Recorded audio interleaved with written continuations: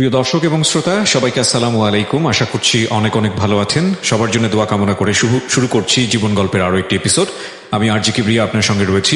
তো আজকে আরেকটা নতুন এপিসোড আপনাদের জন্য তুলে দিচ্ছি। আমি কথা না বাড়িয়ে যিনি গেস্ট আছেন তার সঙ্গে একটু শুরুতেই পরিচিত হতে চাই। আপনার নামটা একটু বলুন প্লিজ। আসসালামু আলাইকুম, আমার নাম হচ্ছে রুমা আক্তার। রুমা আক্তার। রুমা, আনুমানিক বয়স কত হতে পারে? 23 বছর বয়স। আচ্ছা, আপনি যে গল্পটা বলতে এসছেন এখানে, সেই গল্পটা মূলত আপনার জীবনকে ঘিরে এবং তার চাইতেও বেশি হচ্ছে আমাদের সবার জীবনকে ঘিরে। তো আমি কেন এই কথাটা বলছি, যখন গল্পের ভিতরে আমরা ধারাবাহিকভাবে যাব তখন হয়তো বুঝতে পারবো। জি, আপনি শুরু করুন যেখান থেকে বলতে চান। প্রথমে বলতে চাই, যেহেতু আমার বাবাকে নিয়ে গল্প, আমার বাবার ফার্স্ট, যে আমি তো ছোট থেকে হয়তো বাবার কিছু জানি না, যেহেতু আমার যতক্ষণ বুঝ হয়েছে বা বুঝতে পেরেছি, আমার বাবা সংসারের ছিল বড় ছেলে। আর বিশেষ করে সংসারে বড় ছেলেরা দেখা যায় যে সংসার ভূমিকা একটু বেশি থাকে। তো বাবা যেহেতু সংসারে বড় ছেলে ছিল, অনেক আগেই আমার বাবা ঢাকায় চলে আসে। আমার মা, আমরা সবাই ঢাকায় ছিলাম। তো দেখা যায় আমার দাদু ফ্যামিলিকে দেখা যায় যে যতটুকু আর্থিক পারছে সহযোগিতা করছে। তো এক পর্যায়ে আমার আম্মুও চাকরি করতো। তো আব্বু একটু বাবা মা পাগল ছিল বেশি। তো বাবা মা পাগল ছিল, তো আব্বু দেখা যায় যে আমার আম্মুর বেতনে যে টাকাটা পেত সেটাও আমার আব্বু দেখা যায় আমার দাদুকে দিয়ে দিত। আচ্ছা। তো এক সময় এটা নিয়ে ফ্যামিলিগতভাবে আমার মা আমার বাবার মধ্যে ভালো একটা সম্পর্ক ছিল না। আমার মা বলতো যে তুমি তোমার ফ্যামিলিকে সাপোর্ট করতেছো ঠিক আছে, কিন্তু তুমি নিজের জন্য কিছু করো। রাইট। নিজের জন্য যদি কিছু না করো, তুমি দেখা যায় তোমার ভবিষ্যতে গিয়ে তোমার ছেলে মেয়ে বড় হয়ে গেলে তুমি শূন্য থাকবা। আমার বাবা তখন বলে যে দেখো, আমি সংসারের বড় ছেলে, আমি তো সংসারটাকে দেখবো। যখন আমার কিছু থাকবে না, আমার ভাই বোন আমার বাবা মা আমাকে দেখবে, আমার যদি কিছু না থাকে। তো এভাবে চলতে চলতে এক পর্যায়ে দেখা যায় যে আমার মা, আমরা তো 2 বোন ছিলাম, তো আমার ছোট ভাই যখন হয় তখন আমরা আমাদের নানার বাসায় থাকি। বাসায় থাকার পরও একটু পারিবারিক কলহের কারণে, ঝগড়াঝাটির কারণে আমার মা নানার বাড়িতে থাকে। নানি বলছিল যে তুমি এই জায়গায় থাকো। তা আমাদের 2 বোনকে স্কুলে ভর্তি করে দেওয়া হয়, তো আমরা ওখানেই থাকি। আমার বাবা তখন চাকরি করে বেতন নিয়ে বাসায় যায়, তো টাকা পয়সা দাদুকে দেয়। তা আম্মু কিছু টাকা চায় আমার বাবার কাছ থেকে, যে তুমি আমাকে কিছু টাকা দাও। তা আব্বু টাকা দেয় না, বললো যে তুমি টাকা নিয়ে কি করবা। তো এভাবে বলে চলছে। তো আমার আম্মু রাগ করে বলছিল, আচ্ছা যাও, তুমি ঢাকায় যাও, দেখবা তোমার চাকরি নাই, কারণ তুমি তো বাবা মাকে দিয়ে দিবা, আমিও তো তোমার স্ত্রী, তো আমার প্রতি তো তোমার দায়িত্ব আছে। তো পরে আব্বু তো ওখান থেকে চলে আসে ঢাকায় আসার পরে আব্বুর চাকরি চলে যায়। তখন 80 জন নাকি ছাঁটাই করছিল, তার মধ্যে আব্বুও পড়ছে। আচ্ছা, বাবা কি করতেন আপনার? আব্বু তখন গার্মেন্টসে চাকরি করতেন, একটা পোস্টে চাকরি করতেন। তো যখন আব্বু আসার পরে দেখে আব্বুকে ছাঁটাই করে, তো আব্বু চাকরি ছিল না। তো নানি বলছিল যে তুমি এখানেই থাকো। তো কিছুদিন পর নানি মারা যায়। আচ্ছা। নানি মারা যাওয়ার পরে ওখানে আমাদের খুবই কষ্ট বলতে কি, নানি মারা যায় মাটি দেওয়ার পরে সকালে বিকাল হতেই পরে আমার মেজো মামা বলে যে তোমরা তো তোর এই 3 বাচ্চা, তোকে নিয়ে আমরা পালতে পারবো না। তো পরে আমার মা খুব ভেঙে পড়ে, খুব কান্নাকাটি করে। তো আমার এক চাচি ছিল, চাচি পরে থাকতে দেয় আমাদেরকে। ওইখানে আমরা অনেক দিন ছিলাম। পরে আব্বু চাকরি চলে যাওয়ার পর আব্বু ওপর ওই চাচির বাসায় থাকতো। তো যেহেতু আম্মু আগে একটা সিগারেট কোম্পানিতে চাকরি করতো আমার মা, তো ওখান থেকে খবর পাওয়ার পরে ওনারা আবার কিভাবে খোঁজ করতে করতে আমার আম্মুর অ্যাড্রেস নেওয়ার পর আম্মুকে আবার খুঁজে বের করে। আম্মু আগে ভালো একটা ছিল, তো এমপ্লয়ি ছিল। পরে ওখান থেকে আম্মুকে যখন ডাকা হয়, পরে ওখান থেকে আম্মুকে নিয়ে যায়। আব্বু যেহেতু চাকরি ছিল না, পরে তখন আম্মু চাকরি করে আমাদের লেখাপড়ার খরচ। তারপরে আমি তখন অনেক ছোট ছিলাম, তো আমার কাছে আমার ভাই 6 মাস ওর বয়স, আমার কাছে রেখে আম্মু চাকরি করতো। আর আব্বু দেখা যায় চাকরির জন্য অনেক খোঁজাখুঁজি করতো, অনেক করতো, আব্বু চাকরি হচ্ছে না। তারপরে এই যে সাইটে কাজ করে টাকা পয়সা পাইতো, ওইটা দিয়ে হাত খরচ চলাইতো, করতো, আম্মুর কাছ থেকে নিত। এভাবে করতে করতে এক সময় দেখা যায় আমার বড় বোন তো বড় হয়ে যায়, ও তখন ক্লাস 10-এ পড়ে, টেস্ট পরীক্ষা দিবে। আমি তখন মনে হয় ক্লাস 8-এ পড়ি। তো ভাইটা যখন 1 বছর হয়ে যায়, তখন আম্মু ওকে বাসায় পাঠিয়ে দেয়, আমার দাদু বাসায়। আমাদের খরচ দিয়ে দেয় প্রতি মাসে মাসে, আমরা দাদির কাছে থাকি। তো এক সময় দেখা যায় যে আমরা 2 বোনে যেহেতু লেখাপড়া করতাম, আমাদের 10টার দিকে স্কুলে চলে যেতে হতো। তারপরে তো দেখা যায় যে আম্মু যখন চলে আসে বাসায়, আমার আপু টেস্ট পরীক্ষার সময় মাথা ঘুরে পড়ে যায়। তো আমার আম্মু বলে যে আমি তো প্রতি মাসে বাচ্চাদের খাবার টাকা দিয়ে দিই, তো আমার বাচ্চা কেন মাথা ঘুরে পড়ে যাবে, কি সমস্যা। তো পরে আম্মু বাসায় যাওয়ার পরে জানতে পারে যে আমাদের খাওয়া দাওয়া সেরকম ঠিক মতো হচ্ছিল না। যার কারণে এই অবস্থা। তা আমি বলছে আমি তো পরিশ্রম করি বাচ্চাদের জন্য, যদি বাচ্চারা ঠিক মতো খাওয়া দাওয়া করতে না পারে, দেখা যায় সকালে না খেয়ে যায় 3টা-4টার দিকে এসে খায়, তাহলে তো ওদের শরীর খারাপ হবেই। আম্মু পরে চাকরি ছেড়ে দিয়ে চলে আসে আমাদের 2 বোনের জন্য, আমার ছোট ভাইয়ের জন্য। বাসায় আসার পরে বাসায় থাকে আম্মু, আমাদের সাথে থাকে। তো এক পর্যায়ে আমার দাদু খুব অসুস্থ হয়ে যায়। আমার আব্বু তো চাকরি ছিল না, আমার চাচা চাকরি করতো তখন। চাচা চাকরি করতো, তো আমার চাচা কিছু আমার দাদুর মানে ট্রিটমেন্টের টাকা দিছিল। টাকা বলতে কি ট্রিটমেন্ট করছে, যেহেতু আমার আব্বু চাকরি ছিল না, আব্বু সেভাবে হেল্প করতে পারেনি। তো পরে আমরা বাসা থেকে বলি যে আব্বু তুমি চাকরিতে যাও, তুমি কিছু টাকা পয়সা দিলে দাদারও হবে, মানে ট্রিটমেন্টে কাজে লাগবে। তো আমার চাচা ফুফু সবাই বলে যে তুই এখানেই থাক, না বাবার দেখাশোনা করিস, আর তোর রেজাল্ট তো টাকা দিচ্ছে আমার ছোট চাচার নাম। তো এভাবে তো আব্বু বাসায় থাকে, আমার দাদা দেখাশোনা করে, হসপিটালে এই যে দৌড়াদৌড়ি করা লাগে সবকিছু করে। তো শেষ পর্যন্ত আমার দাদা, যেহেতু আমার চাচা কিছু টাকা দেয় ট্রিটমেন্টের জন্য, শেষ পর্যায়ে আমার দাদুর যে জমিগুলো ছিল 3 বোন মানে আমার ফুপুরা মিলে মানে আমার চাচাকে শেষ পর্যন্ত লিখে দেয়, বলে যে তুই এত টাকা পয়সা খরচ করলি, তোরও তো ভবিষ্যৎ আছে। তো যখন লিখে দেয়, এটা আমার মা কিভাবে জানি বুঝতে পারে। তো আমার মা বলে যে আমরা যে এতদিন দিছি আমরা তো কখনো বলি নাই, তো আজকে আমাদেরকে ভিটা ছাড়া করানো কেন হচ্ছে? আজকে হয়তো ওর বাবার চাকরি না থাকতে পারে, এই জন্য কি আমরা আমার শ্বশুরের ভিটা থেকে আমরা বঞ্চিত? আর ও তো ছোট ছিল, ও তো ইনকাম করা শুরু করছে কেবল, কিন্তু এতদিন তো আমরা টাকা দিছি সংসারে। তো এক পর্যায়ে যখন এরকম হয়, এরকম ঝগড়াঝাটি হওয়ার পরে তো আমাদের সংসারটাও খুব চলতেছিল না, যেহেতু 3 ভাই বোন আমরা, আম্মু তারপর বাবা, খুব কষ্ট করে চলতাম আমরা। পরে এক পর্যায়ে আব্বুকে আমরা সিদ্ধান্ত নিলাম আব্বুকে ঢাকায় পাঠিয়ে দিব আমরা। তো আব্বুকে যখন আমরা ঢাকায় পাঠিয়ে দিব, তখন আব্বু আসার সময় খুব কান্নাকাটি করে, আমার 3 ভাই বোনকে জড়াই ধরে খুব কান্না করে। আপনি বড় পরিবারের? আমি ছোট, আমার বড় বোন আছে আমি, তারপর আমার ছোট হচ্ছে ভাইটা, আমরা 2 বোন 1 ভাই। কান্নাকাটি কেন করছিল?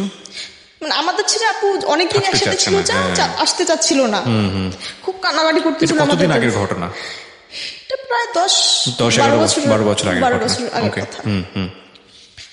তো আব্বু তখন ঢাকায় চলে আসে, তখন বেতন খুবই কম ছিল। যেমন আগে যেহেতু আব্বু ভালো একটা চাকরি করতো, বেতন বেশি পাইতো, এখন আসার পরে আব্বু মানে একটা ছোট পোস্টে ঢুকে, আমি বলতে চাচ্ছি না পোস্টটা, তো ওখান থেকে কিছু টাকা দিত, আমরা খুব কষ্ট করে চলতাম, ওটাতে লেখাপড়া খাওয়া দাওয়া খুব কষ্ট হইতো। রাইট। তো চলতে চলতে এভাবেই দেখা যায় আব্বুরও যখন একটু হচ্ছিল, বেতন টেতনও বাড়ছিল, তারপর আমি বড় হয়ে গেলাম, বড় বোনকে বিয়ে দিয়ে দিল। তারপর আম্মু একটা মানে ছোট মোটো চাকরি করতো আপনার হেলথের, ওই যে যারা আছে যে গর্ভবতী মা, তারপর কিশোরী, এদের নিয়ে একটা মিটিং করতো, ওগুলা নিয়ে আম্মু করছিল, ওরা ওখান থেকে জয়েন করায়। তো ওখানে আম্মু পাড়ায় চাকরি করতো, মানে দেখাশোনা করতো। তো আমি যখন ইন্টার পাস করি, তো ওই পোস্ট একটা খালি হওয়ার পরে আমি আবার ওখানে অ্যাপ্লাই করে ফেলি, যে আমি বাসায় আছি করি। অ্যাপ্লাই করার পরে তো ওইখানে আমিও মানে আমাকেও সিলেক্ট করে। কিসে পড়েন নাকি পড়াশোনা ছেড়ে দিয়েছেন? আমি ইন্টার পাস করছি তখন। ইন্টার পাস করেছেন? হ্যাঁ, ইন্টার পাস করছি। ইন্টার পাস করার পরে তো ওইখানে অ্যাপ্লাই করি, মানে এমনিতেই অ্যাপ্লাই করছি, যেহেতু খালি আছে আম্মু বলতেছে করো। তা আমি জানি যে আম্মু যেহেতু আছে, মা মেয়েকে একসাথে তো নিবে না, তাও আবার করলাম। করার পরে পরীক্ষা যখন হইলো, ভাইবা হইলো, তো দেখা যায় সবগুলোতে আমি 100 পাই। তো ওনারা আমাকে আর ছাঁটাই করতে পারে না, আমাকে জয়েন দেয়। তো আম্মু ছিল 1 নাম্বার ওয়ার্ডে, আমি তখন 2 নাম্বার ওয়ার্ডে। তো মোটামুটি দেখা যায় যে তখন আমার আব্বু সংসারে টাকা দিত বলতে আমার মা জানতো না। আমার মা জানলে দেখা যায় যে আম্মু বলতো যে তোমাকে তো তোমার বাবা মা কিছুই দেয় নাই, তো তুমি এত করো কেন? ও তো বলছে যে ও সবকিছু লিখে নিয়েছে, ও সারা জীবন দেখবে বাবা মাকে, সে জায়গায় তোমার বাবা গাছ বিক্রি করতেছে, কেয়ারের টাকা পাচ্ছে, এখানে পাচ্ছে ওখানে পাচ্ছে, ওগুলো দিয়ে খরচ চালাচ্ছে, তা তুমি কেন দিবা? এভাবে আমার আব্বুকে বলো। তো এই জন্য আব্বু মানে দিত, দাদাকে টাকা দিত, তারপরে দাদিকে টাকা দিত। তো এটা দেখা যায় যে আম্মু জানতো না, অনেক সময় জানতো, অনেক সময় জানতো না। তা আম্মু জানলেও পরে আবার বলতো যে যেহেতু বাবা মা দেখ, সমস্যা নেই, দেখ। কিন্তু আম্মুর ভিতরে কষ্ট ছিল যে আমি আমার টাকাটা সহ সে সংসারে দিছে, কিন্তু আমি তো আমার শ্বশুরের কিছুই পাইলাম না, আমাকে তো কিছুই দিল না। তো শেষ পর্যায়ে যখন আব্বু মানে এরকম করে, আমিও চাকরি করে, আম্মু চাকরি করে, তা আব্বু মানে আমাদের সংসারটা খুব সুন্দর চলছিল। মানে আমরা কিছু জমি কিনি, যেহেতু দাদু জমি দেয় নাই, তো বাড়ি করার জন্য আমরা এরকম একটা 7 শতক জায়গা কিনি বাড়ি করার জন্য। তারপরে একটা ছোট মোটো 4 শতকের একটা বাঁশের কিনি, তো জমি টমি বন্ধক নেই, মানে মোটামুটি চলছিল। এইভাবে চলতে চলতে শেষ পর্যন্ত আমার তো পরে বিয়ে হয়ে গেল, আম্মুও দেখা যায় যে চাকরির প্রজেক্ট তো শেষ হয়ে গেল। তো বাবার টাকা দিয়েই চলতো সংসার। তার মাঝখানে আমার বিয়ের আগেই আমার দাদু মারা যায় হঠাৎ করে। হঠাৎ করে বলতে আমার দাদু তো অসুস্থ ছিল, আমার দাদু মারা যায়। তো মারা যায়, আমি আবার মানে দাদুর খুব সেবা যত্ন করতাম। দাদু আমার কাছে কিছু বুঝতো না, যেহেতু বাসায় ছিলাম। আমার দাদি একটু ছিল, তো আমার কাছে কিছু বুঝতো না দাদু। তো দাদু মারা যখন যায় তখন আব্বু, তার আগের দিন আব্বু আর আমার এই যে বোন জামাই বাসায় যায় দেখে আসে মানে গাড়িতে উঠে চলে আসার পর মানে ঢাকায় পৌঁছায়, খবর পায় যে আমার দাদু মারা গেছে। তো পরে আমার আব্বু আবার ব্যাক করে বাসায় যাওয়ার জন্য। চলে আসার পরে আমার চাচা বলে যে আমার বাবা বাসায় গেলে আমার দাদুকে দেখাবে না। ভালো কথা। তো আব্বু মানে বাসায় যেতে মানে প্রায় 7-8টা বাজে। দাদু মারা যায় আপনার জোহরের দিকে, আসরের দিকে মাটি দিয়ে দেয়, তাড়াহুড়ো করে মাটি দিয়ে দেয়। তো আব্বু খুব কষ্ট পায় ওই জিনিসটা, আমার গলা ধরে খুব কান্না করে, অটো থেকে নামার সময় খুব কান্না করে। নিয়ে আসে পরে আব্বু মানে চিন্তা করে যে এটা কি করলো। কিন্তু আমার বাবা এত ভালো মানুষ ছিল যে এত কিছু করছে ওনার সাথে। ওনার যে আব্বু যে বাবার 1 শতক জমিও পায় নাই, তবু কখনো ভাইয়ের সাথে ঝগড়া করে নাই, ভাইকে বলে নাই। অত নিয়মিত ভাইয়ের ফোন দিত, যোগাযোগ রাখতো, বোনেদের খোঁজ খবর নিত, মার খোঁজ খবর নিত, সবার ভাইয়া। তারপরে তো আব্বু যায়, পরে আমার দাদুকে তো মাটি দিয়ে দেয়। পরে আমার আব্বু পরে আবার ওখান থেকে তারপরে যে দোয়া পড়ানো হয় সবকিছুতেই, পরে আবার অর্ধেক ভাগ বসায়। তারপর আমার মা বললো যে তুমি ওর সাথে দিবা কেন, ও তো করছে, তুমি তোমার বাবার দোয়া একাই পড়াও। আমার মার কথা ছিল এটা, যে ও তো তোমার বাবার মৃত্যু হয়েছে, মরা মুখটাও তোমাকে দেখতে দেয় নাই তোমার ভাই, তুমি ওর সাথে কেন দোয়া পড়াবা? আর বলছে যে আমরা নাকি দেই না, খাওয়াই না, সেই কারণেই ও সবকিছু লিখে নিছে, বাবা লিখে দিছে। তো সে জায়গায় আমাদেরকে অর্ধেক কেন ভাগ বসাচ্ছে? আমরা সবকিছু অর্ধেক দেই, আমাদের কাছ থেকে টাকা পয়সা নেয়, কিন্তু আবার আমাদের সাথেই আবার এরকম করে। এটার পরে আমার বাবা আবার বলতে থাক, ওগুলো নিয়ে বলার দরকার নেই। পরে একসাথেই দোয়া কলম পড়ানো হয়। পরে আব্বু আবার দোয়া কলম পড়ানোর পরে ঢাকায় চলে আসে। পরে তো আমার এখানে বিয়ে হয়ে যায়। বিয়ে হয়ে যাওয়ার পরে আব্বু কিছুদিন থেকে বাসায় যেতে চাচ্ছিল, বলছিল যে কতদিন আগের ঘটনা আপনার বিয়ের পরে? বিয়ের পরে বলতে মানে প্রায় 6 মাস থেকে আব্বু বলতেছে আমি বাসায় চলে যাব। আমার শরীরটা, আব্বু তো ডায়াবেটিস ছিল। ওকে, আপনার কত বছর হলো বিয়ে হয়েছে? 2 বছর। 2 বছর মানে 2 বছর আগের ঘটনা? 2 থেকে আড়াই বছর আগে? হ্যাঁ, 2 থেকে আড়াই বছরের ঘটনা এগুলো। তারপরে দেখা যায় যে আব্বু তো বাসায় যেতে চাচ্ছে। তো পরে বাবু যেহেতু, আমার ছোট ভাই যেহেতু ছোট, তো ও আবার বলতেছে যে আব্বু বাসায় আসলে আমাদের সংসার কিভাবে চলবে, আমাদের তো বাড়তি কোনো আয় নাই। আব্বু চলে আসলে দেখা যায় আব্বুর একটা আয়, আমার আবার পড়াশোনার খরচ, তারপর আমার মা যেহেতু অসুস্থ, আমার মার খরচ লাগে প্রতি মাসে 2 থেকে 2,500 টাকা ওষুধ কিনতে হয়। তো এই জন্য আব্বু একবার বলে যে বাসায় যাবে, বলে যে না যাবো না, একবার বলে বাসায় যাবে। এভাবে করতে করতে ফার্স্ট টাইমে তো দেখা যায় যে আপনার করোনা পরিস্থিতিতে, যে ঈদে করোনা পরিস্থিতি শুরু হয়েছে, আব্বু আবার বাসায় যায়। তো আমার চাচা জমি লিখে দিতে চায়, এই জন্য আব্বু বাসায় যায়। তো জমি লিখে দিতে চায়। পরে বাসায় যাওয়ার পর আমার চাচার বাসায় যায় না, জমি লিখেও দেয় না। পরে আমার আব্বা চলে আসে। তো আমার আম্মু বলছে যে দেশের পরিস্থিতি ভালো না, তুমি বাসায় থাকো, তোমার চাকরি বাকরি করতে হবে না। আব্বু চলে আসছে। আব্বু চলে এসে বলতেছে দেখো ঈদ পর্যন্ত থাকি, ঈদের বোনাস পাবো তো, আর একটা মাসই তো, ঈদ পর্যন্ত থাকি। তো পরে আব্বু ঈদ পর্যন্ত থাকলো। তা তো রোজাতে খুব মানে আব্বু প্রায় 27, 25, 26 রোজায় আমাকে ফোন দিছি, আব্বু কেমন আছো? বলতেছে আমার শরীরটা কেমন জানি ভালো লাগতেছে না, আমি ঠিক মতো খাইতে পারতেছি না। এটা কতদিন আগের ঘটনা? এই 6 মাস আগের ঘটনা? এই যে ঈদ, রোজার ঈদ যে গেল, গত রোজার ঈদ গেল সেই সময় ঘটনা। ওকে। তো বলতেছে আমার শরীরটা খাইতে পারতেছি না। তারপর আমি বললাম যে আব্বু তোমার শরীর তো ভালো না, তাহলে তোমার রোজা থাকতে হবে না, পরে তুমি শরীরটা ভালো হলে কাজা দিয়ে দিও। পরে আব্বু বলতেছে আচ্ছা দেখি, আমি তো খাইতে পারতেছি না ঠিক মতো।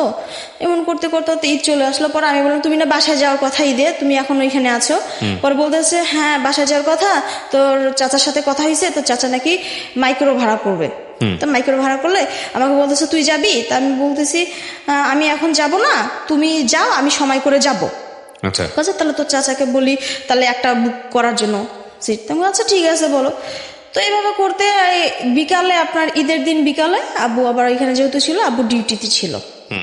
ঈদের দিন তো সেরকম ডিউটি থাকে না, তা আব্বু এখানে অফিসেই ছিল। ওখান থেকে আব্বুর এক ফ্রেন্ড আব্বুকে আপনার বিরিয়ানি আর আমের আচার এনে দেয়। আব্বু আবার বিরিয়ানি আমের আচার খুব পছন্দ করে, ওটা খাওয়ার পরে বিকাল হতে হতে আব্বুর ডায়রিয়া শুরু হয়ে যায়। ডায়রিয়া শুরু হয়ে যায়। তো ওখান থেকে ফোন দেওয়া হয় আমার, যেহেতু আব্বু বোট বাজারে করতো, আপুর বাসা ছিল সাইনবোর্ড কাছাকাছি। তো ফোন দেয় দুলাভাইকে, দুলাভাই ফোন দেয়, তো দুলাভাই পরে রিক্সা নিয়ে যায় আব্বুকে নিয়ে আসে, বাসায় নিয়ে আসার পরে মোটামুটি মানে যে চিকিৎসা করানো দরকার সবকিছু, এই যে আমাদের গ্রাম্য যে ডাক্তার ছিল ওনার সাথে কথা টথা বলে, আর তারপরে হসপিটালে কথা বলে, পিজি হাসপাতাল যেটা আছে না, বাংলাদেশ হাসপাতাল না মেডিকেল বলে, ওটাতে আপুর আবার নন্দিয়া মানে ননদের জামাই, ওনার সাথে কথা বলাতে উনি পরে বলে যে হসপিটালের অবস্থা এখন ভালো না, ওনার তো সেরকম সমস্যা হয়নি, ওষুধ স্যালাইন টেলাইন খাওয়ানো হোক, আর পারলে মানে দেশে যদি যেতে দেশে নিয়ে যাক, কারণ গ্রাম্য ডাক্তার আছে, স্যালাইন টেলাইন দিলে সুস্থ হয়ে যাবে। হাসপাতালের অবস্থা ভালো না বলতে করোনা পরিস্থিতি, তখন করোনা রোগী অনেক বেশি ছিল, করোনার রোগীর কারণে আতঙ্ক ছিল করোনা নিয়ে। ওকে। তো এভাবে বলার পরে আমরা আবার হসপিটালে পরে অ্যাডমিট করি না, আমরা ওই যে ডাক্তারের পরামর্শ অনুযায়ী ওষুধ, তারপরে এই যে বমি তো মোটামুটি কমে যায়। তখন আমি কিন্তু এয়ারপোর্টেই রয়েছি 2 দিন। এয়ারপোর্ট মানে এয়ারপোর্টে বাসা? আমার বাসায় এয়ারপোর্ট, আমার এইখানেই আমি থাকি। আপুর বাসায় যখন আসছে তখন পরে আপু আমাকে ফোন দিয়ে বলতেছে আব্বুর অবস্থা এরকম এরকম। তা আমি আবার এখান থেকে যেতে পারতেছি না, কারণ তখন কোনো বাস বা কোনো কিছু চলে না।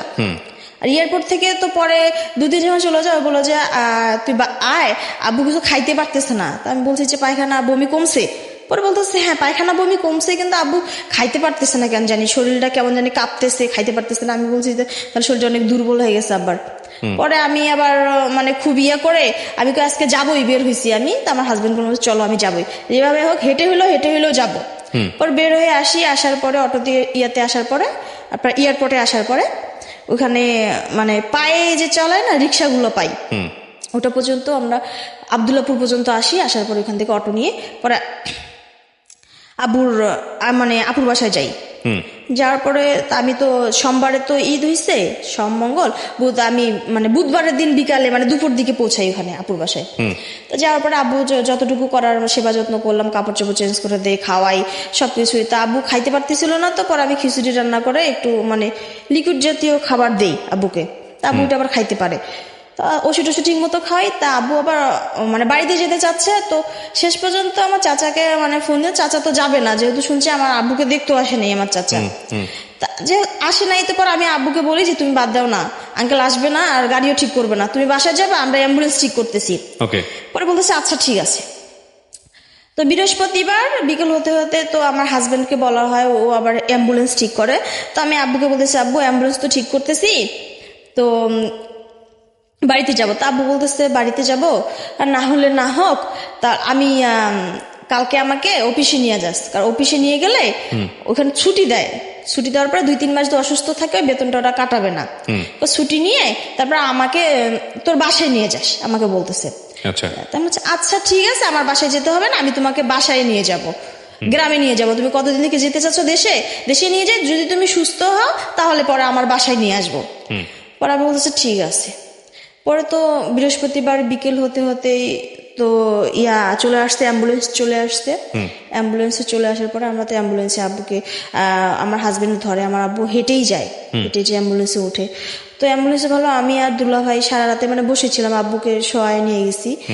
তো দেখতেছি ভালোই, কিন্তু আব্বুর শরীরটা আস্তে আস্তে নিস্তব্ধ হয়ে যাচ্ছে, পা গুলো কেমন জানি নিস্তব্ধ হয়ে। তা আমি দেখতেছি, পরে আব্বুকে স্লাইন খাওয়াইলাম, ওষুধ টষুধ যা আছে সব খাওয়াইলাম। বলতেছে ক্ষুধা লাগছে, কি খাবো? বলতেছে মালটা খাবো। তারপরে এত রাতে মালটা কোথায় পাবো? তা মালটা তো তোমার খাওয়াও যাবে না, বলতেছি তুমি একটু সুস্থ হও তারপরে খাওয়ানো যাবে। বলছি পরে পানি টানি খাওয়ানোর পরে তো বাসার দিকে চলে যাই আমরা। বাসায় পৌঁছাতে প্রায় ফজর 4টা বাজে। আচ্ছা, মানে গ্রামের বাড়িতে? হ্যাঁ, গ্রামের বাড়িতে 4টা বাজে। তো সময় আজান দিয়ে দিচ্ছে, আজান দেওয়ার পরে তো আব্বুকে যখন নিয়ে যায়, তো হয়তো অনেকে দেখছে, অনেকে দেয়, অনেকে নামাজ পড়তে যাচ্ছে, আবার দেখা যায় মাইকের আওয়াজ শুনে অনেকে উঠে গেছে ঘুম থেকে, গ্রামের মানুষ তো এমনি তাড়াতাড়ি উঠে, তো অনেকেই দেখতেছে এভাবে। তো আব্বুকে তখন নিয়ে যাচ্ছে, তো আমি অবাক হয়ে গেছি যে আব্বুকে আমার ছোট ভাই দুলাভাই নিয়ে আসছে, আব্বু পা গুলো নিচে মানে করতেছে, মানে ফেলতে পারতেছে না, মানে দুর্বল হয়ে গেছে। তা আমার মানে খুব খারাপ লাগলো, খুব কষ্ট লাগলো। আমার ছোট ভাই মানে কান্না করে ফেলছে যে আব্বুর এত খারাপ অবস্থা, তুই আমাদেরকে বলিস নেই কেন? মানে তখন কি ডায়রিয়া কোনোভাবেই কন্ট্রোলে আসতেছিল না? ডায়রিয়া কমছে, তারপর ওই অবস্থা। হ্যাঁ, স্যালাইন কিছু দিচ্ছিলেন না আপনারা? স্যালাইন খাওয়ানো হচ্ছিল, তারপর ওই অবস্থা। হ্যাঁ। তো আব্বুর পা গুলা খুব এরকম, বাসা থেকে আপুর বাসা থেকে গেল, হেঁটে গেল, এবং অ্যাম্বুলেন্স থেকে নামার সময় আব্বু পা ফেলতে পারতেছে না। তো আমি আবার মনে করলাম যে রাস্তায় ধাক্কা টাক্কা অনেক খাইছে, তো উনি তো শরীর তো আব্বুর খুব অসুস্থ। বয়স কত ছিল ওনার আনুমানিক? 52, 50 থেকে 52। হ্যাঁ। এমন করার পরে আব্বুকে যখন নিয়ে আসে, তারপরে আমিও অবাক হয়ে গেছি যে আব্বু যে মানুষ হেঁটে আসলো তার পা গুলো এরকম কেন, আব্বুর পা গুলো এরকম করতেছে কেন, মানে পা গুলো একদমই চলতেছে না। তো পরে ভেবে নিয়ে আসে আমার দুলাভাই, পরে আব্বুকে বসায় রেখে, আমরা চেয়ারে বসায় রেখে পায়খানা করছিল আব্বু ওই ইয়াতে, তো ওগুলো ধুয়ে দিয়ে দেয়, বালতির পানি নিয়ে ধুয়ে দেয়। তারপরে এখানে আব্বুকে বসায় রাখায়, পরে আবার অ্যাম্বুলেন্স নিয়ে দুলাভাই আবার চলে যাবে বাসায়, মানে চলে আসবে গাজীপুরে, দুলাভাই ডিউটি ছিল, চলে আসবে। এখন অ্যাম্বুলেন্সে যে ভাড়া করছে ওনারা নিয়ে আসার কথা, উনি নিয়ে আসতেছে না, উনি বলতেছে আমি নিয়ে যাব না, আমার আরো ইয়ে আছে, রুগী আছে। এটা নিয়ে মানে অনেক কাটাকাটি হচ্ছে, পরে টাকা দিছি তাও নিয়ে আসবে না। এক পর্যায়ে ওনারা মানে অর্ধেক রাস্তায় নিয়ে মানে দুলাভাইকে নামিয়ে দিছে, দুলাভাই চলে আসতেছে বাসায়। তো দুলাভাই চলে আসতেছে, তারপরে আমরা আবার বাসায় থাকলাম। পরে বাবুকে বললাম যে আব্বুকে ধুয়ে দিয়ে গরম পানি করে, আম্মু আবার হালকা গরম পানি করে ইয়াটিয়ে দিয়ে পরে আব্বুকে ধুয়ে দিল, বাবু ধুয়ে দিল। তার মধ্যেই আবার আপনার চৌকিদার চলে আসছে, গ্রামে যে চৌকিদার আসছে, আমাদের পাড়ার লোক তো 2-1 জানছে, দেখছে। তো চলে আসছে, চলে আসে পরে ওই চৌকিদার মানে অনেক কথা বলতেছে বাইরে থেকে, আমরা ভিতরে বাসার ভিতরে, ওনারা বাইরে থেকে কথা বলতেছে। তো এইভাবে কথা বলতেছে। তো পরে আম্মু বলতেছে দেখেন আপনাদের যদি বিশ্বাস নয় আপনারা বাসায় আসেন। মানে চৌকিদার কথা বলছে, মানে গ্রামের লোকজন সন্দেহ করতেছে আপনার বাবার করোনা হলো কিনা, করোনা হলো কিনা। আমরা মানে গ্রামের লোক সবাই খেপে গেছে, আমরা আব্বুকে বাসায় নিয়ে গেলাম কেন, দেশের বাড়িতে কেন নিয়ে গেলাম। আচ্ছা আচ্ছা, মানে এটা নিয়ে ওদের খুবই যে করোনা হয়েছে দেশে নিয়ে আসছে, তাহলে এখন আমরা সবাই মরে যাবো। তাদের ভিতরে এরকম একটা কাজ করতেছিল, আতঙ্ক কাজ করতেছিল। পরে আম্মু বলে, আমিও কথা বলি যে দেখেন আমরা তো বের হচ্ছি না, আর আপনাদের যদি ভয় থাকে আপনারা ভিতরে এসে আব্বুর সাথে কথা বলতে পারেন, এবং আব্বুর যে কাপড় চোপড়গুলো আমরা খুলে রাখছি ওগুলো তো পায়খানা এখনো লেগে আছে, আপনারা চাইলে এটা দেখতে পারেন, চেক করতে পারেন। কিন্তু বাসার ভিতরে আসে না। পরে বলতেছে যে আপনারা তো সচেতন মানুষ, শিক্ষিত মানুষ, তা আপনাদের কথা তো আমরা বিশ্বাস করি। তো ও চৌকিদার এইভাবে বলে চলে যায়। কিন্তু গ্রামের কিছু মানুষ আছে, মনে করেন উনি একবারে পুরা পাড়া, যেমন মনে করেন পুরো পাড়া একবার প্রচার করে দেয়, হ্যাঁ রটনা করে দেয়। তো আম্মুকে বলি যে আব্বুকে পরিষ্কার করে দেওয়ার পর ঘরটার পরিষ্কার করলাম, বাবু সহ আমার ছোট ভাই সহ। আম্মুকে বলি যে আব্বুর জন্য খাবার তৈরি করো। আম্মু আবার আব্বুর জন্য সুজি একটু রান্না করে দিছে, খাওয়াইলাম, স্লাইন খাওয়াইলাম, শুয়ে আছে। তা আব্বু খুব নিঃশ্বাস ঘন ঘন নিচ্ছে। আব্বুকে বলছি আব্বু তোমার কি কষ্ট হচ্ছে? পরে বলতেছে না মা, আমার মানে শরীরটা খুব দুর্বল লাগতেছে। আব্বুর তখন জ্ঞান আছে, সবাইকে চিনতেছে, কথাও বলতেছে। আমি কিছু আচ্ছা খুব দুর্বল লাগতেছে। তো আব্বু আসার পরে আম্মু আবার কমিউনিটি ক্লিনিক যে করে, ওই যে টিকা যে দেয়, ওই আঙ্কেলকে আবার ফোন দিছে, ওনারা আমার পরিচিত ছিল। আম্মু ফোন দিছে যে এরকম এরকম আর আব্বু তো ডায়রিয়া, কি কি ওষুধ খাওয়ানো যাবে বা কি কি খাইলে ভালো হবে। উনি আবার ওষুধ টষুধ বলে দেয় এখান থেকে, আমরা আবার লিখে নিয়ে আঙ্কেলকে প্রেসক্রিপশন দিয়ে পাঠাই দিই ওষুধ আনার জন্য, স্লাইন আনার জন্য। গ্রাম্য যে ডাক্তার আছে ওই আঙ্কেলকে আবার আমরা করি, মানে আগে থেকেই তো উনি জানতো। তারপর আসার পরে ওনাকে বলি যে আব্বু তো বাসায় নিয়ে আসছি আমরা, তা আঙ্কেল আপনি এসে আব্বুকে স্যালাইন লাগাই দেন, আব্বু শরীরটা খুব দুর্বল করতেছে। যদি তা নয় তাহলে আমরা হসপিটালে অ্যাডমিট করবো, কারণ আমাদের যে নীলফামারী হাসপাতাল ছিল ওখানে আমার মামা ছিল, তো আমাদের পরিচিত লোক যেহেতু ছিল সেজন্যই তাড়াহুড়া করে দেশে নিয়ে যাওয়া, যেন ভালো একটা ট্রিটমেন্ট যেন আমরা পাই। তো এইভাবে বলার পরে ডাক্তার তো স্লাইন নিয়ে আসতেছে, এই আঙ্কেলকে বলছে, আঙ্কেলও স্লাইন ওষুধ নিয়ে আসতেছে। তো কমিউনিটি ক্লিনিকের যে লোক ছিল আঙ্কেল, ওনাকেও বলছি আমরা, উনিও জানে। তো উনি বলছে যে দেখো আম্মু যদি বেশি সমস্যা হয় তাহলে তোমরা অটো ভাড়া করে ওনাকে হসপিটালে অ্যাডমিট করে দিও। আচ্ছা ঠিক আছে। তো কথা বলার পরে আব্বুকে সুজি খাওয়াইলাম, সুজি খাওয়ানোর পর ওষুধ খাওয়ানো হলো। খাওয়াটা আমি একটু বাইরে এসে বসছি, যে সারা রাতে জার্নি করে আসছি, তো খুব ক্লান্ত লাগতেছে। আম্মু বলতেছে ঠিক আছে রেস্টে নিয়ে পরে কাপড় চোপড়গুলো আব্বু ধুয়ে দিব। তার মধ্যে আম্মু, আমি, আমার ভাই, আমার মানে আব্বুর কাছে গিয়েছি, কথা বলছি। আমার দাদি যায়নি, আমার দাদি বাসায় ছিল, আমরা 4 জনই বাসায়। আমার দাদি আবার অসুস্থ, ক্যান্সারের রোগী, আমার মাও অসুস্থ, তো আমার দাদি যায় না। তো পরে আমার বাবা আবার দাদির কথা বলে, উনি আমার শুধু আম্মুর কথা বলছে যে মা তোর মা কোথায়। তো পরে বাবু আবার বলছে যে আম্মু তো রান্না করতেছে, আম্মু আসতেছে, এইভাবে বলে। তো পরে আম্মু এসে কথা বলে আব্বার সাথে, কথা বলে, তার আমরাও থাকি ওখানে, আব্বার সাথেই আছি। খাওয়ানোর পরে তো বাবু এসে বলতেছে আপু আব্বার না শরীরটা একটু কাঁপতেছে। আমি এসে বসছি, বলতেছে আব্বার শরীরটা কেন জানি কাঁপতেছে। আমি কই আচ্ছা তাই, কাঁদতেছে। পরে গেলাম, বলতেছে আব্বু তোমার কেমন লাগতেছে? বলতেছে মা খুব গরম লাগতেছে। পরে আমি আবার পাখা দিয়ে বাতাস করি, বলতেছে খুব গরম লাগে। পাখা দিয়ে বাতাস করাতে একটু চুপ হয়। পরে স্লাইন খাওয়াইতে আম্মু আবার খিচুড়ি বসাই দিছিল, খিচুড়ি একটু খাওয়াই, আমি একটু খাও, 2 চামচ খাইলে শরীরে একটু শক্তি হবে।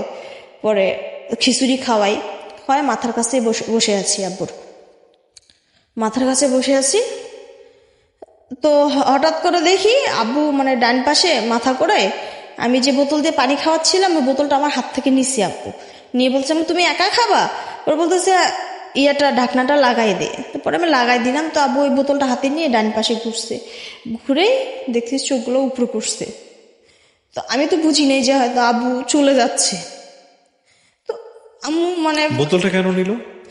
আমি যে ওইটা দিয়ে আব্বুকে পানি খাওয়াচ্ছি, খিচুড়ি খাওয়ানোর পরে তা আব্বু বোতলটা আমার হাত থেকে নিয়ে নিল, মানে কোনো কারণ ছাড়াই? কোনো কারণ ছাড়াই নিয়ে নিল। আচ্ছা। তা আমি বলতেছি আব্বু তুমি নিজে খাবা? পরে বলতেছে না ঢাকনাটা লাগাই দে, আমাকে বলতেছে ঢাকনাটা লাগাই দে। পরে আমি আবার ঢাকনাটা লাগাই দিলাম। লাগানোর পরে মানে হাতে নিয়ে ডাইন পাশে ঘুরে নিজে মাথাটা ডাইন পাশে করছে, কেবলামুখী হয়ে পরে চোখ দুটা উপর দিকে করছে। উপর দিকে করে কিছু মানে 1 মিনিটের মধ্যে দেখতেছি নিঃশ্বাস নাই, কোনো কিছু নাই। তো মানে ওখানে আমার ভাইও দাঁড়ায় আছে, আম্মুও দাঁড়ায় আছে। আম্মু মানে খুব কান্নাকাটি করতেছে, ভাই তো মানে মেঝেতে পড়ে কান্নাকাটি করতেছে। ও আমি বুঝি না, আমি বলতেছি আব্বু আছে, তুমি এমন করে কান্নাকাটি করতেছো কেন? আব্বু তো আছে, আব্বু তো আছে, আমার আম্মুকে বলতেছি।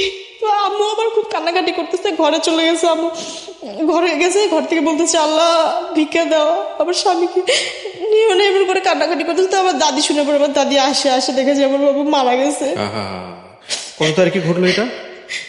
শুক্রবার 29 তারিখ, 29শে মে। 29শে মে মানে এই 2020 সালের 29শে মে, যে সময় করোনাতে বাংলাদেশ একেবারে সেই সময়টাতে লকডাউন অবস্থায় আছে। লকডাউন অবস্থা, খুব আতঙ্ক ছিল সেই সময়, একদম প্রাথমিক পর্যায়ে। জি হ্যাঁ। পরে তো আমার ভাই খুব চিল্লাচিল্লি করতেছে, আম্মু চিল্লাচিল্লি করতেছে। পরে দেখেছে আব্বুর তো কিছুই নেই, নাড়ি ধরছি, হাতটা আমার হাত থেকে পড়ে গেল। আমি মাথার কাছে বসে আছি আব্বুর। তো পরে যখন শ্বাসকষ্ট বা এরকম কোনো কিছু ছিল না? কিছু ছিল না, 1 মিনিটেই শেষ। আল্লাহু আকবার। আমি তো কখনো মৃত্যু দেখি নাই। আমি আবার মানে খুব ভয় পেতাম করতে, কেউ মারা গেলে, আমাদের আশেপাশে কেউ মারা গেলে আমি যেতাম না, খুব ভয় পেতাম। তো আমি এই যে আব্বুর কাছেই বসে আছি, মাথাটা নিয়ে বসে আছি, আমি আর ওখান থেকে সরি না। আম্মু বলতেছে তোর বাবা তো নাই। তো আমি বলতেছি কে বলছে না? আমার বাবা আসতে আমার সাথে এখনই কথা বললো। তো দাদিমা আসে, আমি কই দেখতো দাদিমা পেটটা হাত দিয়ে দেখো তো। দাদিমা দেখছে পেট নড়ে না, হাতও নড়ে না, কিছুই নড়ে না। পরে আমার দাদি পরে মাথা থেকে পালিশটা সরাই দেয়।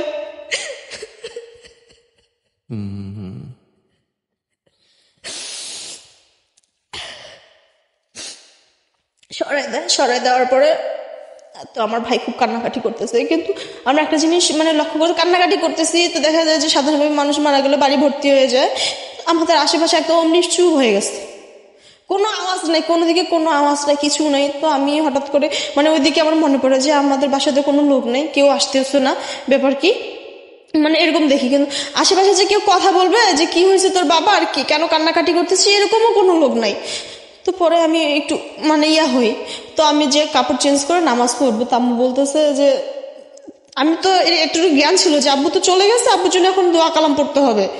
তো পরে আম্মু বলে যে মা তোর আব্বুকে তো মানে পশ্চিম পাশে ছিল তো মাথা, যে ঘুরাইতে হবে, উত্তর পাশে করতে হবে। তো আমার ছোট ভাই আর আমি আমার আব্বুকে মানে খাটের উপরে ঘুরাই, নিচে নামাইতে পারিনি, আমরা খাটের উপরেই ঘুরাই। ঘুরানোর পরে বালিশ টালিশ তো সরাই দেওয়া হয়। সবচেয়ে কষ্ট লাগে মানে ওখান থেকে তো আমি চলে আসি, পরে আব্বুর কপালে একটা চুমু খাই আমি। বাবা আমার প্রতি ভালোবাসা কখনো প্রকাশ করা যায় না, কখনো বলা যায় না যে মা আমি তোমাকে খুব ভালোবাসি। এটা খুব ভয়ঙ্কর একটা কথা বলছেন, কখনোই আসলে বলা যায় না, অনেক অন্য ভয়ঙ্কর রকম একটা জড়তা কাজ করে। কিন্তু এটাই সত্য যে আমরা বাবা মাকে অনেক অনেক বেশি ভালোবাসি। আব্বুর কপালে আমি একটা চুমু খাই। তো ঘুরে দেওয়ার পরে ক্যাথা ছিল আব্বুর গায়ে, পরে আমার দাদি ক্যাথাটা সরাই দিয়ে বলতেছে পাতলা কাপড় ঢাকা দিতে হবে।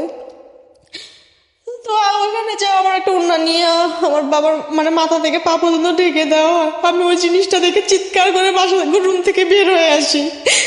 মানে যতক্ষণ মাথাটা বের করা ছিল ততক্ষণ মানে তত বেশি ইয়া লাগতো না, যখন ঢাকা দেওয়া হয়ে গেছে পুরো মাথা থেকে পা পর্যন্ত আমার পুরো শরীর কাঁপা শুরু হয়ে গেছে। আমি যে এটা কি, আমার বাবা তো আমার সাথে এখনই কথা বললো, এটা কি হইলো। তারপরে একটু শক্ত হয়ে দেখতেছি তো আমাদের বাসায় কেউ আসতেছে না। আমার ছোট ভাইটা খুব কান্নাকাটি করতেছে, পড়ে যাচ্ছে বারবার, ওকে ধরছি, ওকে কোলে নিয়ে ও আমার মাথা কোলে দিচ্ছি, আমার ইয়াতে কোলে মাথা দিয়ে কান্দেছে, ওকে ঝরা ধরে দুই ভাই বোনে কান্দিছি, কেউ আসতেছে না। পরে আমি বলতেছি তুই সবাইকে ফোন দিয়ে জানাবি না আমার বাবা মারা গেছে। ও সবাইকে ফোন দেয়, চাচাকে ফোন দেয়, ফুপু খালা খালু যা আছে সবাইকে ফোন দিয়ে দিয়ে ও খবর দেয়। খবর দিয়ে বলে যে আমার বাবা তো মারা গেছে, আমার বাবা তো মারা গেছে, সবাইকে ফোন দিয়ে দিয়ে বলে। যদিও কেউ আসেনি, আমার ছোট ফুপাকে ফোন দেয়, ছোট ফুপা কেউ আসেনি করোনার ভয়। করোনার ভয়ে আসেনি। তারপরে যে আমার ছোট ফুপাকে ফোন দিল, আমার ছোট ফুপা আমার চাচাকে ফোন দিচ্ছে, চাচা বলতেছে আচ্ছা ঠিক আছে আমি দেখতেছি আমি আসতেছি। তারপর আমার দুলা ভাইকে তো ফোন দিচ্ছে, আমার দুলা ভাই তখন যমুনা সেতু চলে আসছে। তো চলে আসার পরও আমার দুলা ভাই আবার এখান থেকে ব্যাক করছে বাসায়, আবার আমাদের বাসায় চলে গেছে। কারণ দুলা ভাই বুঝতে পারছিল যে গ্রামের অবস্থা ভালো না, হয়তো আমার শ্বশুরকে হয়তো বিপদ হতে পারে, বিপদ হতে পারে, দুলা ভাই আবার ব্যাক করে। আমার আপু আবার ঢাকায় ছিল, ওকে ফোন দিয়ে বলানো হয়েছে, তো আমার হাজবেন্ড রেডি হয়েছে যাওয়ার জন্য। তো আমাদের দিক থেকে এক দাদা বলে যে আমরা তো দুপুরেই মাটি দিয়ে দিব, তোমরা আসে তো দেখতে পারবা না। শেষ পর্যন্ত ওদের যাওয়া হয় না। তো ফুপা বলে যে বাবা আমি তো যেতে পারবো না, আমাদের এখানে যাওয়া যাবে না। আমার ভাই সাথে সাথে মানে দাঁড়াই ছিল, পড়ে গেছে নিচে। কয়ে যদি আমাদের আত্মীয় স্বজন না আসে, পাড়া প্রতিবেশীও না আসে, তাহলে আমার বাবার কি হবে?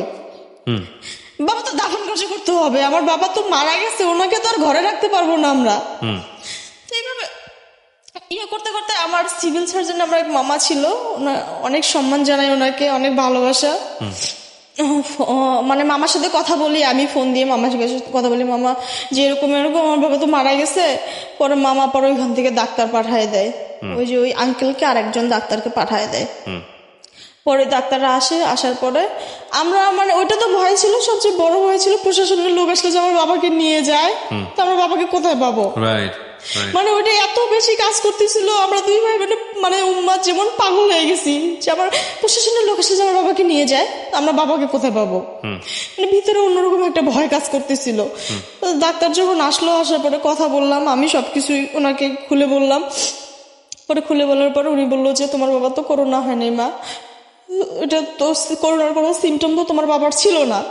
পরে প্রতিবেশী যারা আছে, পাড়া প্রতিবেশী সবাইকে ডাকে, মানে এ মাথা পুরাটাই উনি প্রতিটা বাড়িতে বাড়িতে যে ডাক দেয় যে আপনারা আসেন, আপনারা কেন এরকম করতেছেন, আপনারা আসেন, আমি পিপি দিব, আপনারা বের হন, আপনারা যান, ওনার স্বাভাবিকভাবে ওনার ইয়া করেন, দাফন কার্য করেন। ওনার বাবা তো করোনা হয় নাই, কিন্তু কেউ আসে না, কেউ বাসা থেকে বের হয় না। এবং অনেকেই আছে যে বাসা থেকে যে রাস্তার সাইডে ওনাদের গেট ছিল, বা দেখা যায় বের হলে হয়তো আমাদের বাসা দেখা যাবে বা আমাদের খুলতে দেখা যাবে, ওনারা সবাই পিছনের দিকে গেট করে, মানে পিছনের দিকে গেট করে যেন সামনের দিকে আসতে না হয়। এবং সবচেয়ে কষ্টকর বিষয় হচ্ছে, এটা বলবো আমি পরে বলবো, এটা যার কারণে দেখা যায় যে ইসলামী ফাউন্ডেশনের লোকরা আসছিল, তারাও কষ্ট পাইছে অনেক। কি হয়েছে ঘটনাটা? ঘটনাটা হয়েছিল যখন আপুকে মানে গোসল করাবে, তা তো দেখা যায় যে খাল খুঁড়ে ওখানে খাটটা রাখতে হয়, কোদাল চাইছিল, কোদাল একটা কেউ দেয় নাই, কোদালটা দেয় না, একটা ছোট্ট কোদাল দিছিল, ওটাতে খুঁড়তে পারে না, অনেক কষ্ট করে কবর খুঁড়েছে না, কবর হয়েছে নিচে যে মাটি খুঁড়ে খাটে রাখে গোসল করায়। পরে ওইটা দিয়ে খুঁড়ে পরে খাট বসাইছিল। পরে এইভাবে করছে। তারপরে এই যে ডাক্তারকে সবকিছু বললাম আমি, বলার পরে উনি সবাইকে ডাক দিল, কেউ আর আসলো না, এবং আমাদের মানে একদম পুরো আমাদের পাড়া নিশ্চুপ হয়ে গেছে, মানে আশেপাশে কেউ নেই, কেউ মানে একটু কথা বলার মতন কেউ নেই। তারপরে আমার ছোট ভাই, আমার যে ভাই, একসময় আমরা দুই ভাই বোনের ডিসিশন নেই যে কেউ তো আসবে না, তাহলে তুই আর আমি গোসল করাই, ওকে বলতেছি। আমরা দুই ভাই বোনে গোসল করে আঙিনার মধ্যে কবর করে মাটি দেই, দুই ভাই বোন এরকম ডিসিশন নিচ্ছি। তারপরে ওকে বলতেছি তুই ছোট মামাকে একটু ফোন দিত, ওকে বলতেছি ছোট মামাকে একটু ফোন দিত, ওই তো বারবার ছোট মামাকে ফোন দিচ্ছিল। পরে শেষ পর্যায়ে ছোট মামা বলে যে বাবা আমি আসতেছি। ইসলামী ফাউন্ডেশন লোকদের কথা বলছি, ওরা আসতেছে, আমি ওদেরকে নিয়ে একবারে আসবো। তারপরে আমার বড় খালার বড় ছেলে, আল্লাহ ওনার ভালো করবে, আমার ছোট মামার জন্য অনেক দোয়া, অনেক ভালোবাসা, উনি ওই সময় আমাদের পাশে ছিল, আমার ছোট মামা। এবং মাহবুবুর রব্বানী মামা, যিনি ডাক্তার, এবং 14টা পিপি উনি দিছে, যে মামার কথা বলতেছি, রব্বানী মামা, উনি দিছে পিপি গুলা। তারপরে তো মামা কথা বলে পরে ইসলামী ফাউন্ডেশন লোকদের সাথে কথা বলে, এবং কাপড় চোপড় যে খরচ টরচ হয় সবকিছু বড় খালার বড় ছেলে দেয়। মামা আসে। আর এইদিকে আবার আমার ক্লাস ফ্রেন্ডের ফোন দিছিল, আমার ক্লাস ফ্রেন্ড আবার চরমনার যে গ্রুপ আছে, ও আবার বলতেছে যে আমি নিয়ে আসতেছি ওদেরকে। তো ওখানে আবার ভেজাল হয়েছে, পুলিশের সাথে মানে কথা বলতে হবে। পরে পুলিশের সাথে কথা বললাম, পরে ওনারা অনুমতি দেওয়ার পরে আমার ফ্রেন্ডের বাবা, তারপর আমার একটা খালু, 2জন খালু আসছিল, তারপরে আমার ফ্রেন্ডের বাবা, ফ্রেন্ড, ছোট মামা, এই কয়েকজন মানুষ আমাদের পাশে ছিল ওই সময়। তো ফার্স্ট টাইম আমাদের বাসায় তো চলে গেছে। পরে মামুন, মানে ওর নাম মামুন, আমার ফ্রেন্ডের নাম মামুন, বলতেছে যে রুমা নামাজ, এখন যেহেতু শুক্রবারের দিন ছিল সেদিন, নামাজ না পড়লে তোরা যেতে পারবে না, কারণ সবাই ইমাম এখানকার। পরে নামাজ পড়ে আস্তে আস্তে প্রায় 4টা বেজে গেছে। সকাল 8টায় মারা গেছে, 4টা বেজে গেছে। আমি আর এর মাঝখানে আবার দেখা যায়, যেহেতু আমাদেরকে ওনারা এসে দাফন কাফন করেছেন, ওনারা এসে দাফন করেছেন, গ্রামের লোকজন আসলে কেউ আসে নাই? না, গ্রামের লোকজন কেউ আসে নাই। এবং এভাবে বলার পরে আমি আবার আমার ছোট ভাইকে বলি, ভাই তো বের হতে তো দিবে না নামাজ পড়ার জন্য, ওকে গোসল করায় বলি যে বাসায় তুই নামাজ পড়। আমিও গোসল করে নিয়ে নামাজ পড়ে, যেহেতু দেখা যায় যে সাধারণত মারা গেলে কোরআন শরীফ পড়া হয়, নামাজ কালাম পড়া হয়, আমাদের বাসায় তো কেউ নেই, আত্মীয় স্বজনও নাই, কিন্তু এই কাজগুলো তো আমাদের 2 ভাই বোনকেই করতে হবে। ওকে আমি গোসল করাই দিয়ে নামাজ পড়ানোর জন্য করে দেই, কোরআন শরীফ পড়তে বলি, আব্বার কাছে যে কোরআন শরীফ পড়ে, আমিও আবার নামাজ পড়ে যে কোরআন শরীফ বসে পড়তে পারতেছিলাম না, খুব কষ্ট হচ্ছিল, পারছিলাম না কোনো কিছু করতে। আমার মা বসেছিল, যে আমার বাবার মানে লাশের যে পাহারা থাকবে সে লোকটাও ছিল না, আমার মা বসেছিল দরজার সামনে, দরজার কাছে বসে বসে আমার বাবাকে দেখছিল, কারণ লাশের সাথে তো একজন লোক সবসময় থাকতে হয়। মা বসেছিল। পরে আমরা 2 ভাই বোন গোসল করে যখন যাই, পরে মামা বলতেছে যে আসতে একটু সময় লাগবে। আমরা 2 ভাই বোন অস্থির হয়ে গেছি যে মামা তাড়াতাড়ি আসেন, আসরের আগে মাটি দিতে হবে, কারণ শনিবারে নিয়ে যাওয়া যাবে না। আমার বাবার মৃত্যু ভালো দিনে হয়েছে, শুক্রবারে হয়েছে, আমরা চাই না যে আমার বাবার আজাব হোক, অন্য দিনে হোক। পরে মামা বলতেছে বাবা অস্থির হইও না, আসতেছি। তো ফার্স্ট টাইম প্রথম আমাদের বাসায় ঢুকে আমার ক্লাস ফ্রেন্ড, ওর বাবা মামুন, সাধারণ পোশাকেই ঢুকে আমাকে সান্ত্বনা দেয়, আমাকে দেয়। ওকে দেখে মানে একজন মানুষ ঢুকছে, ওকে দেখেই মনে হয় যে অনেক শান্তি পাইছি, যে এত একটা অবস্থায় কেউ নাই আমাদের পাশে, খুব শান্তি লাগতেছে। ও আসছে পরে, তারপর ওকে মানে বললাম, তো বলতেছে কান্নাকাটি করিস না, লোক আসতেছে, এখন করা হবে। তো পরে আসছে, ও চরমনাই থেকে 4 জন আসছে, তারপরে ইসলামী ফাউন্ডেশন থেকে মামা নিয়ে আসছে লোক, করছে। যখন ইসলাম ফাউন্ডেশন লোক আসছে, আমাদের পাড়া থেকে পরে কয়েকজন যে কবর খুঁড়ছে, বাঁশ কাটছে, আমাদের পাড়া যে কয়েকজন লোক ছিল, পিপি কিছু, ওরা তো মানে বাঁশ কাটছে বাইরে, বাইরে বাঁশ কাটছে। যারা কবর দিয়েছেন তারা পিপি পরে কবর দিয়েছেন, পিপি পরে ছিল। যারা ইসলামী ফাউন্ডেশন লোক ছিল, আমার খালু এবং আমার ফ্রেন্ডের বাবা, তারা পিপি পরে গোসল করাইছিল, কিন্তু মানে পিপি পরা ছিল না, কারণ গোসল করানোর সময় ওনারা মানে আব্বু যে ডায়রিয়া ছিল, ওনারা চিহ্ন পাইছিল, কারণ পায়খানা পাইছিল আব্বুর ইয়াতে, প্যান্টে। তো ওনারা পরে গোসল করানোর সময় বলতেছে ওনাদের কথা তো মিল আছে, ওনার তো ডায়রিয়া হয়েছে, ওনারা এইভাবে বলে যে ওনার কথা তো মিল আছে, ওনার তো ডায়রিয়া হয়েছে। পরে ওনাদের কথা অনুযায়ী পরে এখানে সিভিল সার্জনে মানে কথা বলার পরে সাথে সাথে মামার মামা পর আবার লোকের সাথে কথা বললে এখান থেকে একটা লিখিত দেওয়া হয়, লিখিত দেওয়া হয় যে ওনার ডায়রিয়াতে মৃত্যু হয়েছে, এবং ওনারা স্বাভাবিকভাবে চলাফেরা করতে পারবে, আমরা স্বাভাবিকভাবে চলাফেরা করতে পারবো, লিখিত তো দেয়। তারপর ওরা যখন আসলো, আসার পরে আব্বুকে নামাইলো, খাট থেকে নামানোর পরে গোসল করানোর পরে আব্বুর তো মানে ওইখান থেকে খাট দেওয়া হয়নি, বাঁশের খাট বানানো হয়েছিল, বাঁশের খাটে করে আব্বুকে নিয়ে যাওয়া হয়। তো গোসল টোসল করানোর পরে যখন আব্বুকে নিয়ে যায়, কাপড় চোপড় পর্যন্ত বাঁশের খাটে নিয়ে যায়, তারপর ওই দৃশ্যটা দেখার পরে আমরা 2 ভাই বোন খুব কান্না করছি। আমরা 2 ভাই বোন যে এখানে ছিলাম, এমন পাথর হয়ে গেছি, শেষ পর্যায়ে দুপুরের পর থেকে অত চিল্লাচিল্লি করছি, সকালের দিকে আমি কান্নাও করছি, সবাইকে খবর দিয়েছি, কথা বলছি। দুপুরের পর থেকে আমাদের 2 ভাই বোনের চোখ দিয়ে পানি পড়ে না, মানে পাথর হয়ে গেছি, এমন এক অবস্থা। তো আমাকে বলতেছে আপু আমার চোখ দিয়ে যেন পানি ঝরতেছে না, তো বুকে যেমন জাম লেগে গেছে কেমন জানি। তো আমি বলতেছি একটু শক্ত হো ভাই, আমাদের পাশে তো কেউ নাই এখন, তোকে করতে হবে। তো অনেক ভালোবাসা, অনেক সম্মান, অনেক শ্রদ্ধা হচ্ছে। আমার ফ্রেন্ডের বাবা, আমার খালু দুজন আসছিল, মুসল্লিটাও তো কেউ ধরে নাই, আমার খালু দুজন এবং আমার ভাই, দুলা ভাই এবং ফ্রেন্ডের বাবা, 6 জন মুসল্লি ধরছিল। আশেপাশে কেউ ছিল না। তারপরে যখন জানাজা যায়, যখন দেখছে যে লোক সবাই আসছে, গোসল করানো হয়েছে সবকিছু, তারপরে আস্তে আস্তে পাড়ার কয়েকজন লোক বের হয় মানে জানাজায় শরীক হওয়ার জন্য। আপনাদের যখন লাশটা কবরস্থ হয়েছে, এরপরে আপনারা নর্মাল ছিলেন? আপনাদের কাছে মানুষ আসতো নাকি?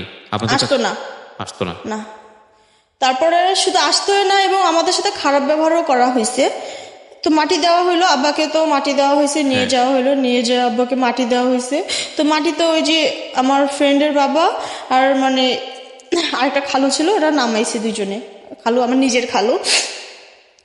তো ও দুজনে নামাইছে। তো আমার আব্বু 8 ঘন্টা ছিল, 8 ঘন্টার মধ্যে আমার আব্বু শক্ত হয়নি। মানে আব্বু যেদিকে মাথা, যেদিকে হাত, যেদিকে নড়া ছিল সেদিকে নড়ছিল। আব্বুর চেহারাটা অনেক সুন্দর ছিল। তো হুজুররা বলতেছে যে তুমি কান্নাকাটি করো না, তোমার আব্বু তো খুব ভালো মৃত্যু হয়েছে। তো এবং কবর টবর দেওয়ার পরে যখন মাটি, যে হাংরা বিছানার মাটি দিছে, তো আমার ছোট ভাই তো প্রথমে মাটি দিছে এবং প্রতিবেশী যারা আছে তাদেরকে বলতেছে মাটি দেওয়ার জন্য, মাটিও দিবে না, মানে মাটি দিতেও ওরা ভয় পাচ্ছে, এমন এক অবস্থা। এরকম করার পরে মানে মাটি দেওয়া হয়, মাটি দেওয়ার পরে আসা হয়। তো যেহেতু আমাদের লিখিত দিচ্ছিল, আমরা স্বাভাবিকভাবে বের হতে পারবো। তো ওই এক অবস্থায় বের হওয়ার তো কোনো কথাই নেই। তো আমার বাবার ওই যে কবরস্থানটা ঘিরার জন্য তো লোককে খবর দেওয়া হয়েছিল, পরে উনি আবার বাঁশ কেটে ঘিরবে, তো বাবুকে ডাকছিল যে আসার জন্য। তো ও গেছে, যাওয়ার পরে বাসায় যখন আসে, ওকে মনে হয় বাইরে কেউ দেখছিল ফজরের নামাজের পরে, তো গোর জিয়ারত করে ও কথা বলে আসছে। তো ওই দাদাটা খুব খারাপ ব্যবহার করে ওর সাথে। এই তুই বের হয়েছিস কেন, তোকে কে বের হইতে বলছে, খুব খারাপ ব্যবহার করে। তা আমরা কোনো উত্তর দিই না। কিন্তু এই 14 দিন যে আমাদের লকডাউন দিছে, 14 দিন আমার ছোট মামা যাতায়াত করছে। উনি তো সবকিছু করছেই এবং উনি মানে এই 14 দিন যাতায়াত করছে, মামানি জানতো না, ছোট মামানি জানতো না, যাতায়াত করছে। আমাদের ফলমূল, ওষুধ থেকে শুরু করে সবকিছু উনি করছে। বলছে যে আমাকে যদি করোনা ধরলে ধরবে, সমস্যা কি, এই জন্য কি আপন মানুষের পাশে থাকবো না। এবং এই 14 দিন আমার মেজো ফুপু আসছিল আপা মারা যাওয়ার পরে, বাসায় ঢুকে নেয়, বাইরে থেকে কান্নাকাটি করে চলে যায়। এবং 2 ফুপু তো আসেইনি, 2 ফুপু পরে 14 দিন পরে আসছিল। আমি আপনাকে প্রশ্নটা করতে চাই, আমি জানি এটা খুবই হৃদয় বিদারক, এটা ইট ক্যান বি এক্সপ্লেইন, হয়তো এর চেয়েও ভয়ঙ্কর ঘটনা ঘটেছে বাংলাদেশে, এবং সেটার বিভিন্ন গণমাধ্যমে বিভিন্নভাবে এসছেও। আপনি গল্পটা কেন বললেন আজকে রেডিওতে এসে? বলার একটাই কারণ, প্রথমত বলতে চাই, আমার বাবা তো বড় ছেলে ছিল, এটা বলতে চাই, বড় ছেলেদের সংসারে একটা অনুদান থাকে, একটা থাকে, অবদান থাকে। হ্যাঁ, আর করোনাকালীন পরিস্থিতি এটা বলার এই কারণ যে আমরা সচেতন অবশ্যই থাকবো, কিন্তু সচেতনতা অবলম্বন করে আমরা মানুষের পাশে থাকবো, অমানবিক যেন না হই, আমরা মানবতাটা যেন হারিয়ে না ফেলি, অমানবিক যেন না হয়। যে আমি এত সচেতন থাকছি, একজন মানুষ মরে যাচ্ছে বা একজন মানুষ মারা গেছে, আমি তার দাফন কার্য করতেছি না বা আমি তার পাশে থাকতেছি না, আমরা কাছে যাই যদি করতে না পারি, আমরা দূরে থেকে হেল্প করবো।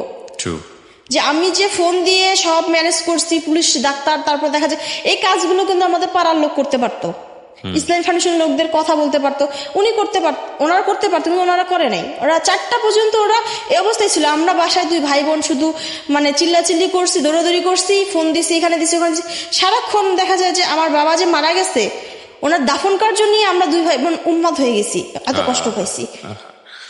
ভয়ঙ্কর। আমি শেষবেলা এসে শুধু একটা কথাই বলতে চাই ওনার সঙ্গে, যে মৃত্যু অবধারিত। জন্মেছেন মানেই হচ্ছে জন্মের পর থেকে প্রত্যেকটা সেকেন্ড আপনি মৃত্যুর দিকে দৌড়াচ্ছেন। এই যে আমি কথা বলছি, এমনও হতে পারে এটাই আমার শেষ অনুষ্ঠান।